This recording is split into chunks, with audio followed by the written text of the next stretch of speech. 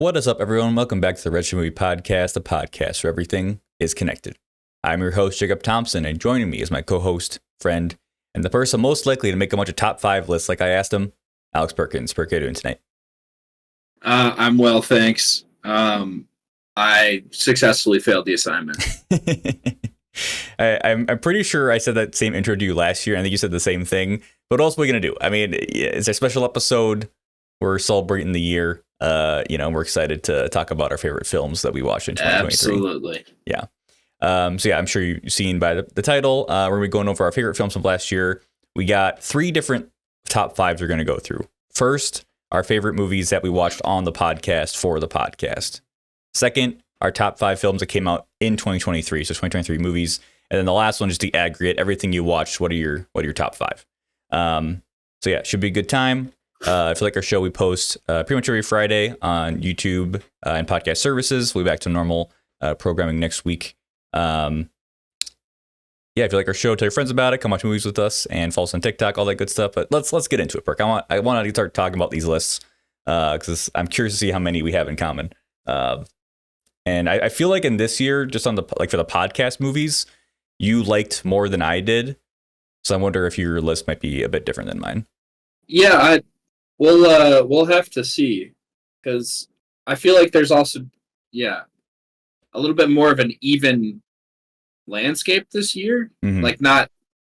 I feel like last year we had a lot in common because we watched some like all timers, and you know we've got a bunch of good ones this year too. But it's not as easy to say Petite Maman because it's like one of my 5 favorite films of all time. Right. Yeah. And there weren't as many gimmies. Yeah, not as many gimmies. I think we watched more movies this year that you hadn't seen, at least compared to last year, which was good. I'll add that as a qualifier before we even start. I precluded movies that I had seen prior to like the show. Yeah. Just for the sake of my own sanity, because generally if I picked them, if I picked them and I had seen them, like I've kind of poisoned the well a little bit. Yeah, I'm in the same boat. I didn't do any rewatches on any of my lists. Let's jump into it. So our top 5 movies that we watched on the podcast in 2023. We watched 45 movies, same as, well, not quite the same as 2022, but close enough. 45 movies. Within a rounding error. It was like 2022 plus like a month because we started it in like October, December of 2021. Oh, sure. And here's how we'll do this, Perk. So we'll go, 5, 5, 4, 4, 3, 3. Yeah. But if I say a movie and it's on your list and it's higher, just say it's on. I have that higher, and we'll not talk about it until we get to the highest point of it, if that makes sense. Okay. Yeah, that's fair. So that way we can save the discussion for when we're like most excited to talk about it. Fair enough. So I'll start us off here with my Hold number on, 5. Go ahead. Which one are we doing? Podcast movies first. Okay, podcast movies. Well, then I'll start you off with my number 6. Okay, you're cheating. Because I did not respect the rules. I have on here, just as like, because I wanted to mention it, I've got the Bahubali movies. Yeah. Which am I good to talk about them? Yeah, go for it. Yeah, so I think it's easily the best 5.5-hour epic that we watched this year. And like I didn't even rate it that highly on whatever garbage letterboxd score, but I think about that movie a lot. Yeah. And just how goofy and how fun and how unique and awesome and full of lore and full of great action and goofy CGI. Those 2 movies are just a really fun package. So I figured I'd throw them in at number 6 to give them a mention. Yeah. All right. Now on with your list. All right. Well, shout out to SS Rajamouli. He's the GOAT. Definitely want to watch more of his movies at some point. He's just amazing. Yeah, Bahubali was such an experience, and I'm so happy we got to have that this year on the podcast. For my list, I'll just say 2 to kind of explain how I made this. Like, it's based on not the best, like technically the best movies. It's just like how much do I like them, how much I think about them, what are like my feelings towards this movie, like what are the movies I had the most feelings for. I agree. It's not like art is subjective, so it's not. There's not going to be an objective like best or worst. It's just, your experience with it. Yeah. So that being said, my number 5, recency bias maybe, but All the President's Men. I thought this was an absolutely fantastic film.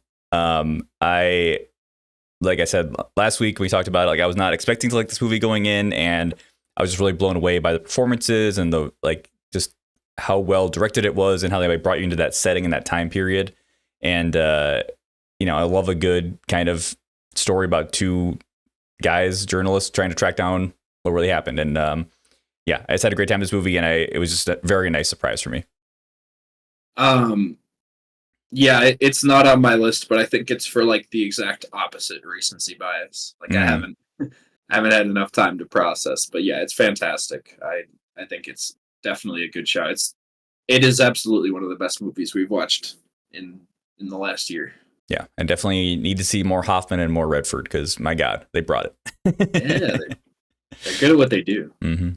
All right, Perk, what's your number 5? All right, at 5, I've got Princess Mononoke. The Ghibli joint, which we watched. Was that our first Ghibli, or did we do Howl first? I think I don't remember.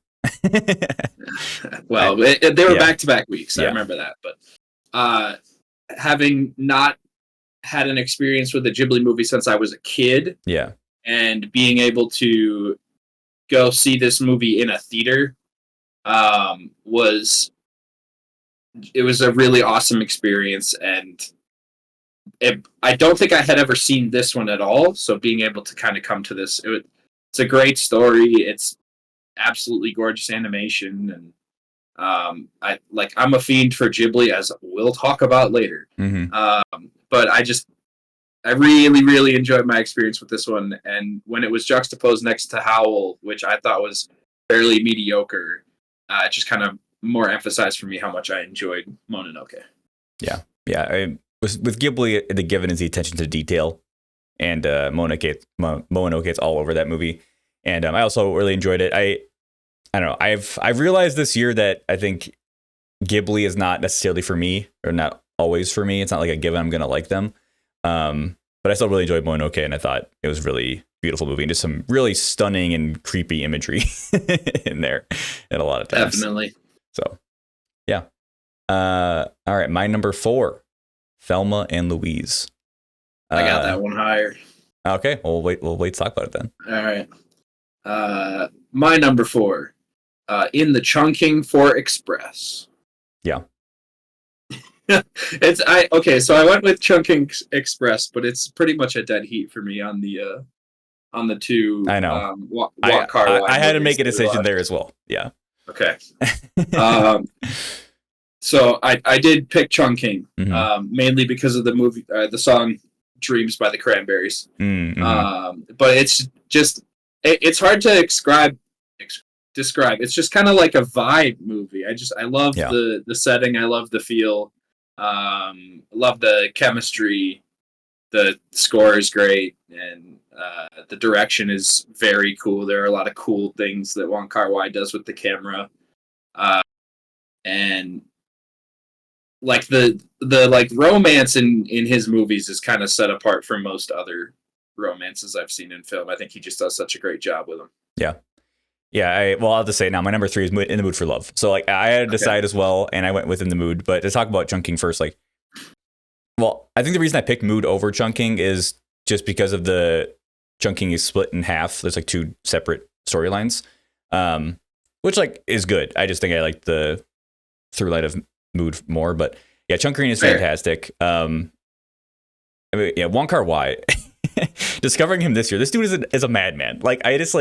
How he makes movies is absolutely insane. Where every morning he writes the script and he shoots just day by day chronological order of the story. Which I think when you're growing up, at least for me, I assumed all movies were made is you shoot them in order of the scenes. And that's pretty much never the case. But for Wong Kar-wai, it is, and it results in just very, very honest feeling characters and some incredible emotions that I feel aren't captured often. And I think he just does that by just having his characters and actors just really dive deep and think a lot about what would this character do. And for me, In the Mood for Love, it's such a heartbreaking story, but it's told so well of these two people that are both in marriages that they're unhappy in, and both their spouses are cheating, but they don't want to cheat, but they love this person. Like it's just such a ball of emotion. Like it's so compelling to watch, and it's directed masterfully, and yeah, I love it. And it has the correct ending, unlike Lost in Translation. Yes, 100%. Even though it is very tragic still, but yeah, Wong Kar-wai. I'm so happy we saw his movies this year, and as another director I want to see more from. So yeah, In the Mood for Love, fantastic. Back to you, Perk. Give me number 3. I got Perfect Blue on here. I have it higher. Yeah, I figured you would. Yeah. All right. What do you got? What do you got for 2, Jake? 2, I got 3 Idiots. Okay. I intentionally / not intentionally kind of picked like one from each kind of set, like string we did, you know. And when we're doing the Indian string, like 3 Idiots really surprised me. Like that movie is so fun, it's so funny, it's so joyous, but also like will just punch you in the gut out of the blue, but it works. I mentioned, I think when we were in that string, like Bollywood movies remind me a lot of anime, where they're kind of hyper emotional and also then kind of span a large range of emotions, and it all feels genuine. And I think 3 Idiots does that super well. Of just having you'll literally be like laughing on the floor, and then within 5 minutes be crying your eyes out. Yeah, like it's insane how it manages that. And Amir Khan kills it as a lead. Like he was what we say in that trivia, he was like 35 or 40 or something when he was he was like 40 playing like a 22-year-old. Like absolutely nuts. Because you can't really tell. No. I mean, people in college movies also, they always kind of look a little bit older, but he didn't look that much older. But yeah, like the music was so fun. Like I remember like when they're in like the bathroom and they're like in the tubs, you know, all that scene is really good. And the dance scene in the bathroom. And like the villain is like very kind of like comical, but he works and he has like some interesting. It's rooted in like a real emotion and a real problem, like, and they're trying to kind of bring light to. So yeah, I don't know. It's just like a really, really solid movie, and I was just very happy with it and very surprised by it. That was a great payoff too. Yeah. I love 3 Idiots as well. It didn't make my list, but once again, just another in like the large pack of really good movies we watched this year. Yeah, for sure. All right, number 2. All right, this is where I got Thelma and Louise. All right. So just like this we watched in our little string of Ridley Scott movies, and it's such a great story about what I quoted. This is a genius quote from me: the best bromance ever put to film.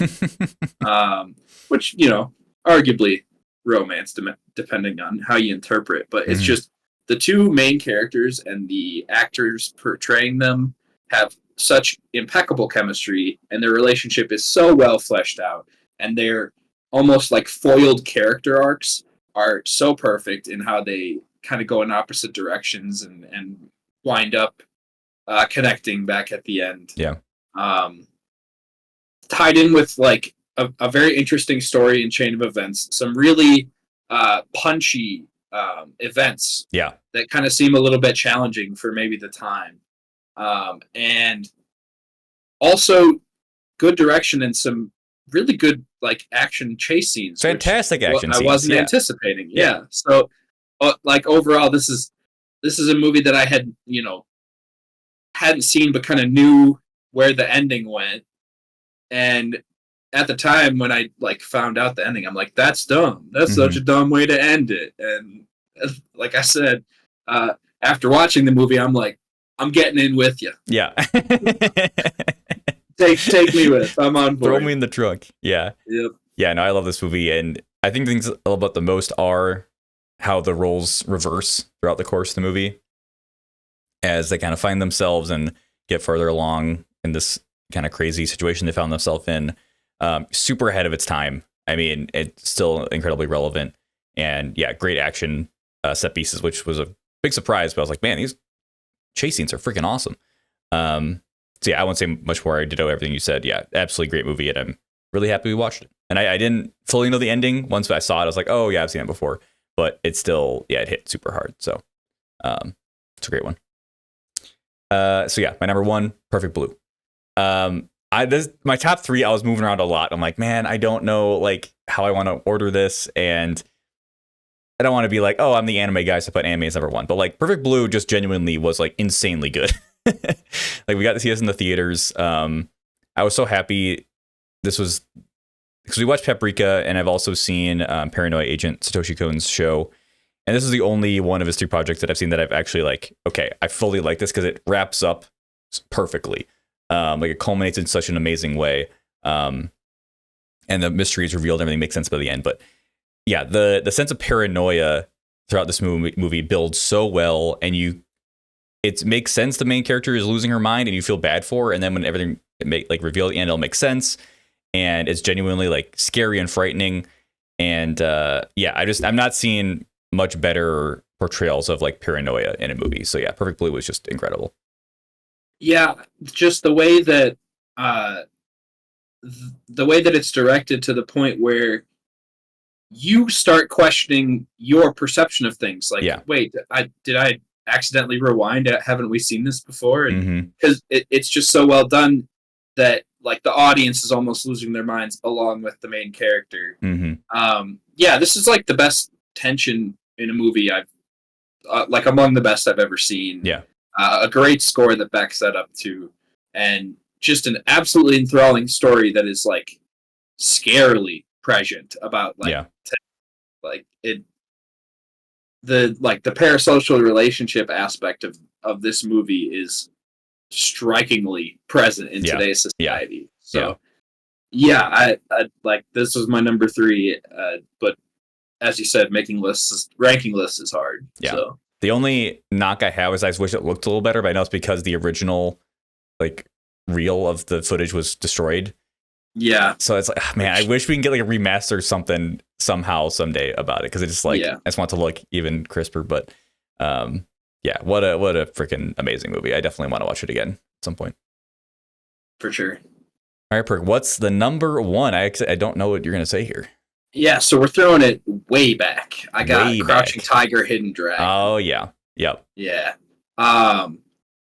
Thinking back, I was just scanning through the list of all of our episodes to kind of, spark memory, see what all we watched, because there were a few that I forgot to log. And Crouching Tiger, oh my God. This is like the coolest action movie I've ever seen. The characters are great. Michelle Yeoh rocks. I'm blanking on her name, but the other woman is also fantastic. The stylized nature of the action, where everything is very quiet and precise, and the wire work is just beyond cool. So fun. And the fact that we just, out of coincidence, we picked this movie for our podcast and then checked and it was in theaters, and then I got to go see this on a big screen in 2023 was such a wonderful experience. I out of coincidence, 3 of these movies that I had on my 5 we were able to see in theaters. So I think that awesome. It adds a lot to the experience. And Crouching Tiger is just I want to watch it again like right now. It's such an awesome story. So that's where I got it up number 1. Yeah, no, I'm there with you. The other actress is Ziyi Zhang, by the way. She's also great in Hero, but Crouching Tiger, which was close, but I didn't put both of them on there, even though I really liked both. Yeah, Crouching Tiger is fantastic. Just the creativity in the fights and the wire work and all that is just like so fun to watch, and like that's a movie you can kind of put on anytime. I think you just have a great time with it. Absolutely. And like I said, performances are great, story's fun, and it's a freaking great movie. So, all right, well, that is our top 5 movies that we watched on the pod this year. Pretty solid year. I think like China and India in particular, I think had a lot of fun with Yes, definitely. I think it's shown in our lists, but it's very cool to get kind of exposure to styles that we wouldn't normally see. Parts of the world that we don't have as much experience with. Yeah. Well, now, Perk, let's move on to our top 5 2023 releases. All right. Okay. My God, this became a contentious year. Yeah. So much stuff came out at the end. Which is why my top 5 has 8 films. Okay, dude, come on! I had to cut stuff. You had to cut stuff too. No, because I don't respect the rules, as I already said. Like, I'll be quick on the 3 that I don't technically. All right, so I'm baffled. Like, Across the Spider-Verse didn't make my top 5, which is insane to me. Yeah. No, there are a lot of movies that are on the outside looking in, and it's like, wow, what I thought was not going to be a very competitive year, it ended up being extremely competitive. Yeah. And one struggle I had too is there's so much, at least for me on this list, there's so much less stratification as opposed to what I had last year. And maybe this will look a little different when I get to at some point I'll try and watch all the best picture nominees. It was a little bit easier to break those apart because, like, Banshees and Everything Everywhere at Once were like a step above, like a clear step above the rest of them for me. And then past that, I mean, Avatar was nominated. Like, Triangle of Sadness was not good, and it was nominated. So it's easier to kind of stratify everything apart. Whereas there are a lot of movies that this year I just watched them, and I'm like, that's a 5-star movie. I loved that. I loved everything about that, and it's hard to like break that apart, especially when you're comparing some incredibly different movies. But I don't know. I'm rambling. Well, how about this? Let's do our 5, then we can do honorable mentions after that. I'll just get them out of the way now. What if your extras are on my list? Let's do our 5, and then we'll talk about extras after. Because I got some. I also have some honorable mentions I want to talk about. But fair enough. You go first, Perk. What's your number 5? All right, number 5, which is astonishingly low for how much I like this movie. I've got Past Lives, which is the story of a woman in New York who gets back in touch with a guy that they grew up together in Korea before her family moved to Toronto, and they connect, and she's married now to a Jewish man in New York, and they reconnect, and there's a lot of small scenes, a lot of quiet, a lot of space, and a great score, and great performances, and like the best love story. Yeah, the best love story I watched this year. I could gush about Past Lives, but not very specifically. So I would say, like, I know you've been trying to catch it. So yeah, once the HBO Max deal goes through with A24, I'll watch it for sure. Yeah, I'm really curious on when that's going to happen because I kind of need it to. Yeah. But, Past Lives I got in at 5. All right. I can't talk about it because I haven't seen it, but I will definitely watch it when I get the chance. My number 5 is Oppenheimer. Is that higher? I have it higher. Yeah. All right. I'll go back to you then. Okay. Number 4, I've got The Holdovers. That's higher for me. All right. It really gives me a lot of this. My number 4 is Poor Things. I got it higher. Yeah. All right. Back to you. Oppenheimer. Yeah. Okay. There we go. Okay. I'm glad it's still like relatively low on your list because I felt like guilty. I know I shouldn't feel guilty at being my number 5. That's still like in this year is kind of nuts. But yeah. Anyway, go ahead.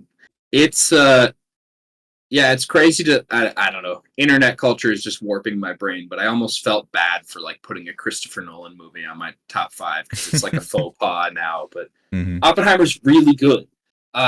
It's a incredible, like, for a movie that's 3 hours long, the pacing is so fast. Everything is just like it's always going, like a clock ticking, and the performances are all great. The direction is great. Some scenes in there are really well edited in really cool ways. It looks gorgeous.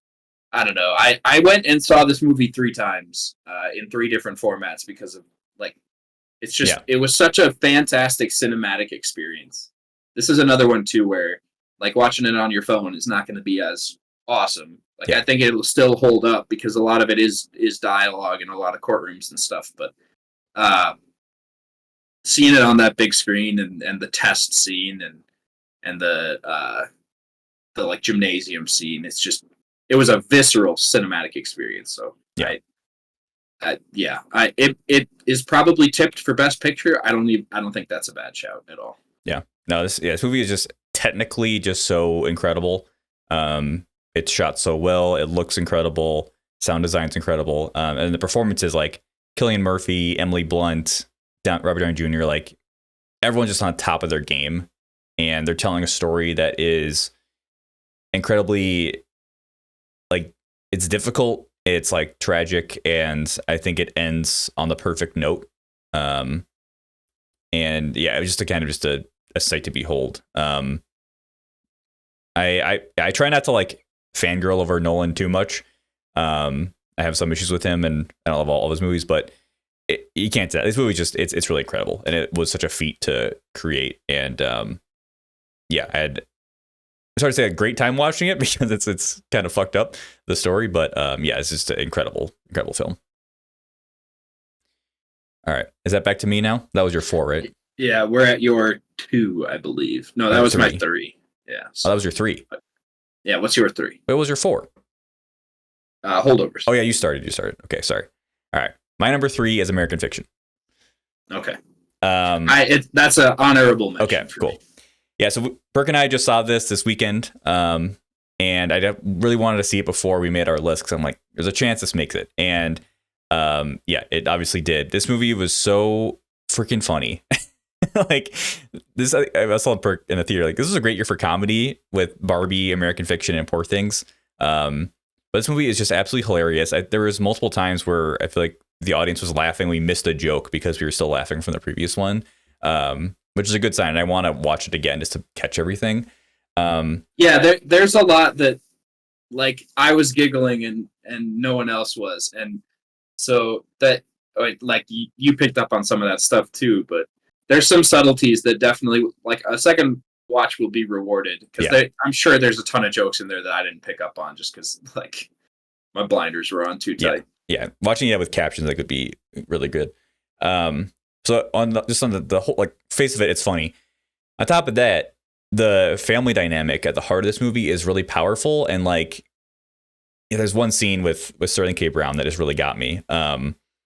And yeah, I don't know. It really kind of needed that to like ground the movie, and I appreciate it there. It's kind of like Everything Ever All at Once, where the movie's like so insane you can kind of get lost in what's going on, but it's a family story at the heart of it, and that will always kind of bring you back. And the same with American Fiction, where a story about a man who kind of has to take the reins of his family, kind of take care of everybody, make sure everyone's good, and not being used to that role and kind of adapting to that. Just really grounds the movie. And then on top of that, the commentary in this film, I think, is just incredibly poignant and relevant. Mainly about, for me, it was like the discussion about like how diversity and inclusion in America right now is kind of all talk, or a lot of talk and not a lot of actually helping people. It's kind of just for show. It's more PR. Yeah, exactly. So I think that's an important conversation to have right now, because I think a lot of people, and white people especially, think like, oh, we're doing diversity, so like we're fine. And it's like, now we should look at this more closely. So it balances all 3 of those things so perfectly, and I just had such a great time with this movie. I really want to watch it again, just for the laughs, but also for everything in it. So, yeah, great movie. Yeah, it's a very it is genuinely funny, like a lot of clever like belly laugh type stuff where it's just, oh, I like that. That was good.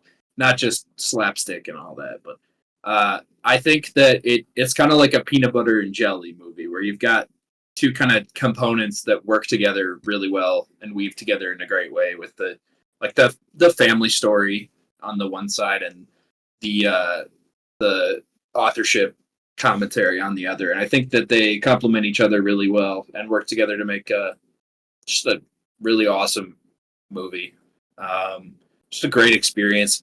So many movies around this time end up being hard watches, and this one was not. It was sitting back with like a glass of wine. Yeah, which the characters do really often. Yes.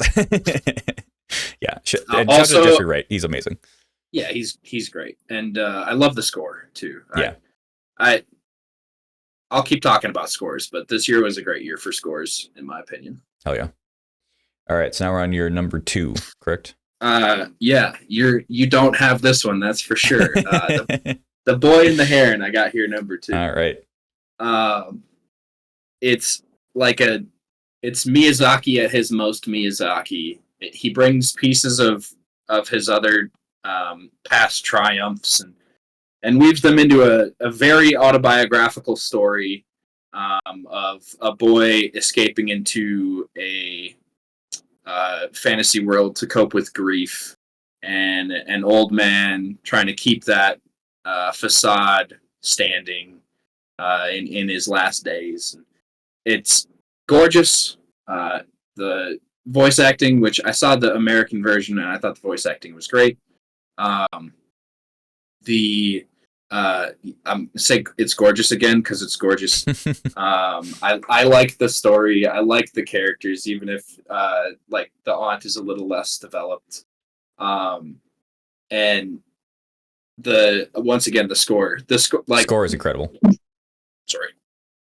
The score. I'm a little excited. The score in this one is so beautiful and epic and radiant and just resonated so well with me. So yeah, this near the top. Oh yeah. I won't go into my thoughts too much. It wasn't fully for me, but I'm really happy for everyone who enjoyed it. And Miyazaki was supposed to retire, but he's like, nah, I'm still back. I'm back in the studio again. So I'm sure we'll get another movie from him. Run it back. All right, my number 2 was The Holdovers. Okay. Man, this movie, man. We talked about it a lot, and from the first trailer, I was like, okay, it's cool they're shooting this in like this kind of old camera, like 70s, I think it is. Everything like it looks like a 70s movie. I'm curious if they pull it off, and they completely do. Like you're immediately transported back to this time period, to this private school in upstate New York, and man, just the performances in this movie are just absolutely incredible. And the dialogue and the insults are just top tier. I keep going back to that. Like this movie's just written just perfectly well. And yeah, I just love it. I just absolutely love it. It feels like a warm hug, which you said a lot, but it's surprising to say that because of the amount of conflict in this movie, amount of people fighting with each other, but it just, I don't know, it just works. Like, and the ending is a little sad, but like completely like is what it should be. And it's hopeful. Yeah, it's hopeful, and yeah, I don't know. I'm kind of lost for words. Like I just really, really love this movie, and it succeeded at everything it was trying to do. Yes, I really love this movie. I thought that the acting was outstanding, which was recognized by the Golden Globes. Yeah, shout out with Divine Joy Randolph and Paul Giamatti picking up acting awards. It's just such a good story. It's got a great central relationship in the bond that the teacher and the student form, and all of the characters go on their own journeys. It's not one note where there's just one character arc to follow, and the setting and the way everything's structured and the attention to detail for the 70s is so good. It feels like the movie was shot back then. It's just such a great, like, familial type movie. Just a great little put together family. Good story. Yeah, I'd much rather watch this at Christmas than pretty much any other Christmas movie at this point. Yeah. Like, yeah, it's just so high quality. Yeah. Perk, I think I know your number 1. Yeah, we already mentioned it, but I got Poor Things up here. And it's like ranking stuff like this is stupid because I love all these movies. And how are you going to compare Poor Things to The Holdovers? But yeah, I'm going to try. Basically, this movie is what if you like, it's a exercise in what if you took one of my favorite directors and gave them a big budget. And what do you know? It's awesome. The direction is awesome. The cinematography is great. The like weird CG landscapes in the background are awesome. The set design of this like hyperpunk setting, just very cool. Very well put together. The acting across the board is fantastic, especially Emma Stone, who has to do so much for this role. Yeah. And I think she does it all so well, because there are a lot of moments that would come off really terribly if someone with less deft hands or maybe less commitment was trying to do them. Mm-hmm. Rami Youssef is great. Willem Dafoe is great. Mark Ruffalo is awesome. Yeah. He's such a goofball in this, and it's just great to watch. The story is amazing. It's unlike anything I've seen on film. I think we called it the R-rated Barbie, because it shares a lot of interesting independence and empowerment messages, and just a little bit of a different lens. But yeah, the story's great.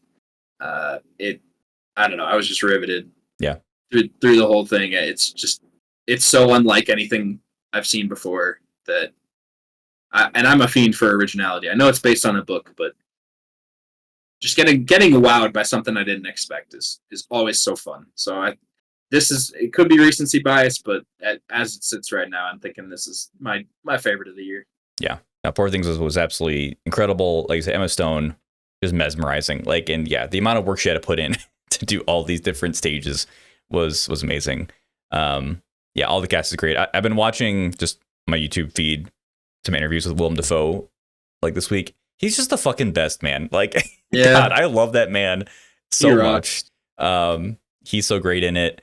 Yeah. You started, production design. This is not a movie that's just, it's fucking funny, man. This movie has so many funny lines and great delivery and just great jokes. But again, has a really strong theme at its core of, like you said, empowerment, finding yourself, independence.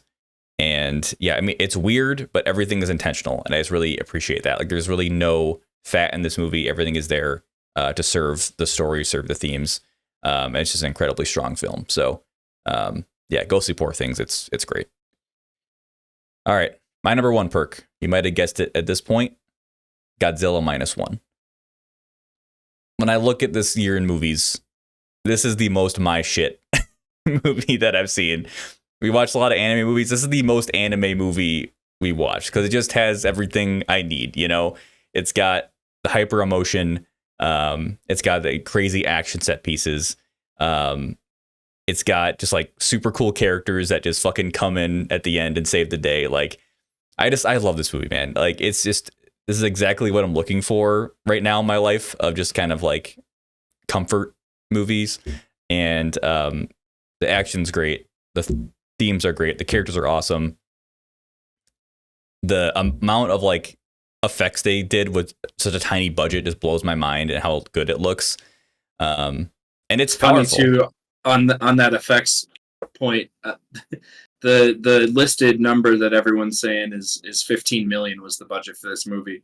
When asked about that, the director said, "I wish it had been 15 million," which is even more crazy. Yeah.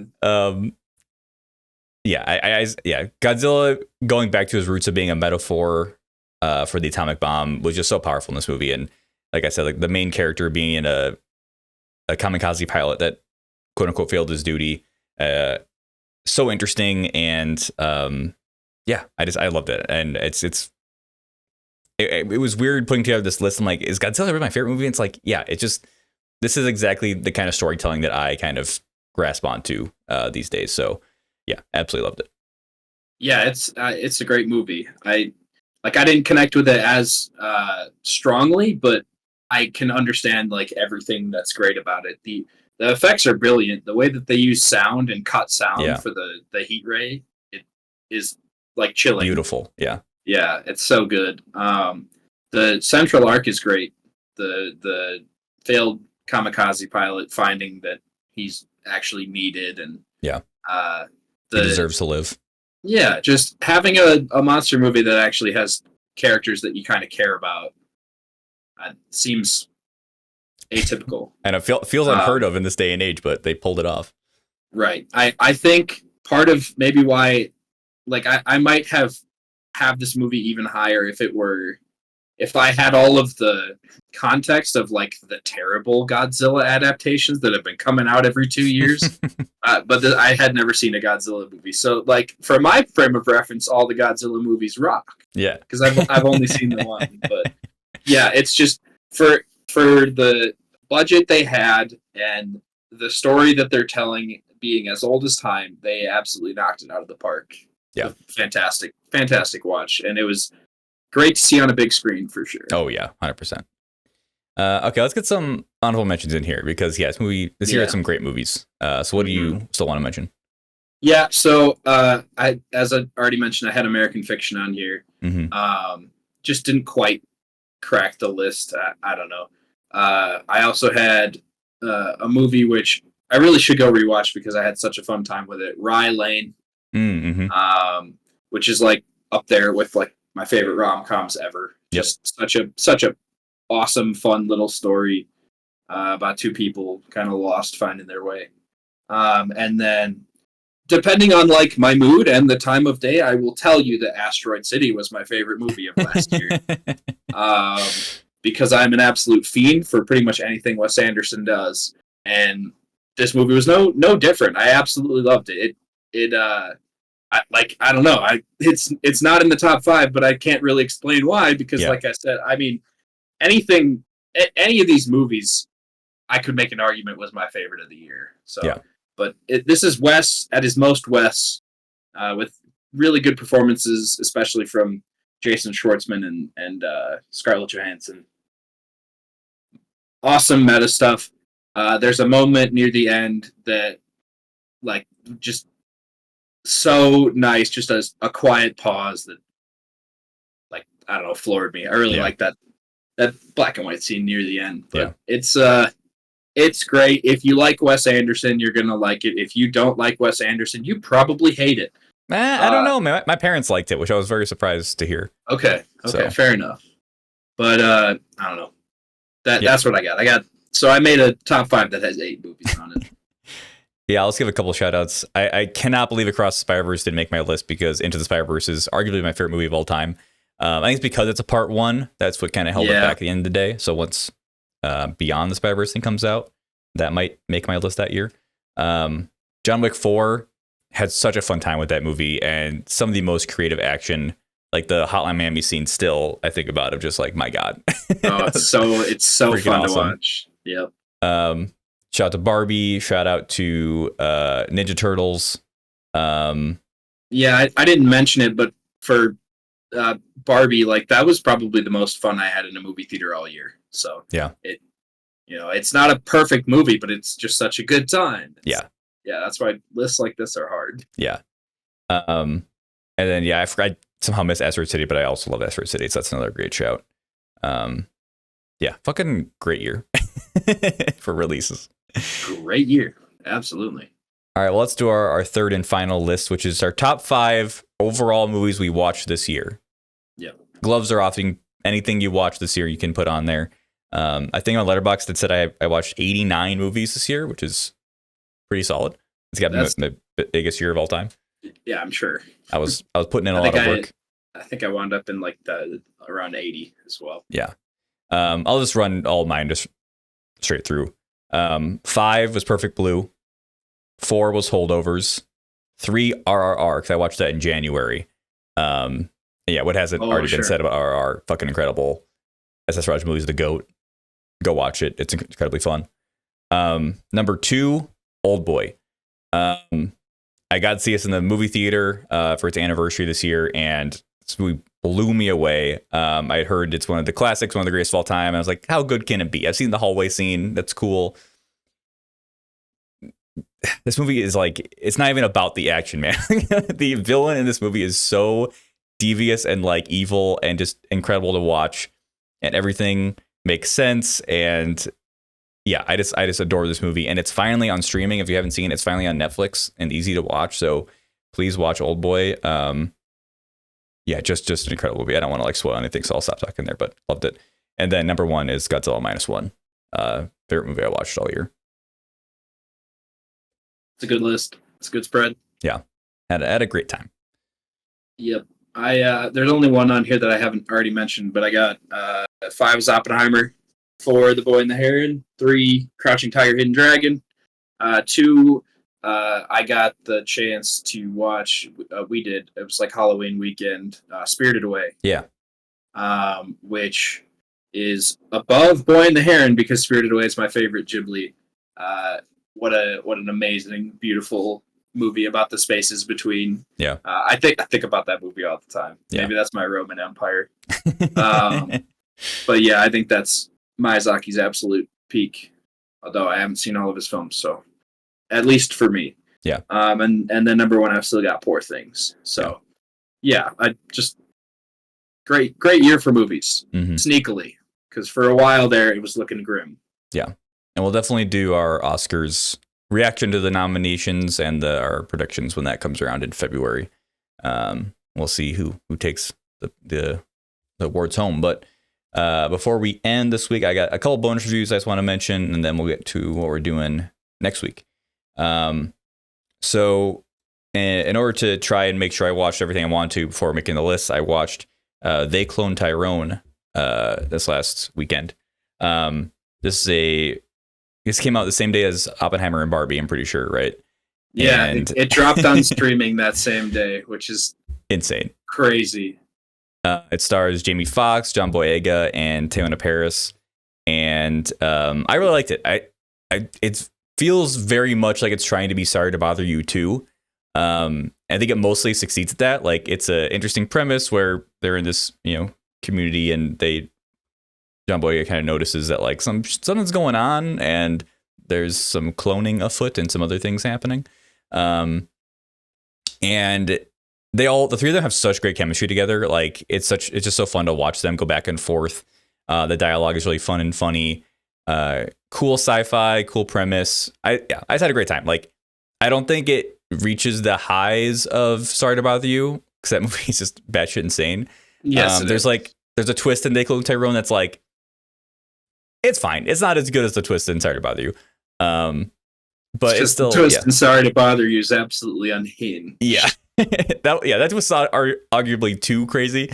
But yeah, I would definitely recommend this movie. And Perk, I'd be interested to hear your thoughts on it, just because I know you love Sorry to Bother You so much. I do love that. Yeah. I love out there left field stuff. So yeah. I'll try and check it out. Yeah, it was a great time. Definitely would recommend it. And then the other thing I watched was Marvel's What If Season 2. That came out over the holidays. For those who don't know about that, that's a animated series. It's like an anthology series, kind of what if this happened in the MCU, and they kind of go through a scenario. And I think I liked it better than season 1. It was a really fun time. Some really cool premises. They have like a Die Hard episode where in Stark Tower, terrorists take it over, and like Happy Hogan has to like save the day. There's one where Tony Stark goes to Sakaar, which is the planet from Thor Ragnarok, and there's like a Mario Kart death race they have to do, which is like pretty cool. So really fun premises. They end up doing kind of an overarching story that's kind of like a sequel to season 1. And yeah, I don't like too much like details to go into. I just had a fun time. I liked it more than I thought I would, and I'm excited for more of it. So they already announced season 3. So if you're not sick of MCU stuff yet, I actually think if you are sick of MCU stuff, this is a nice little antidote, because it's like way more creative. You can see old characters again that are fun, and it's a good time. So check that out. But yeah, I think that's all we got for this week. Thank you everyone for listening to our top 5 rankings. Hopefully you're not too mad at us. But next week, if you are mad, leave a comment. And let us know your top 5.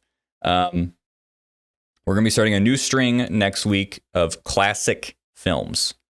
What was our cutoff again, Perk? Is it 1950? It was pre-60, right? Okay. Oh yeah, pre-60. So watching movies that are before 1960, and we're starting with the classic 12 Angry Men. Our connection to All the President's Men is Jack Warden. He played kind of like their boss, or one of their bosses in All the President's Men, and then he's one of the jurors. So, Perk, you have seen this, correct? Yes. Okay. I think we watched it in a class or something. Okay. And this is highly regarded as one of the best films of all time. So I'm really excited to check it out. You can watch it on Tubi, Freevee, Fubo, pretty much any like free with ad service. It's on there. So, which will be pretty accessible. You can also just rent it as well if you don't want to watch ads. So next week will be 12 Angry Men. And until then, thanks for watching. Bye. See ya.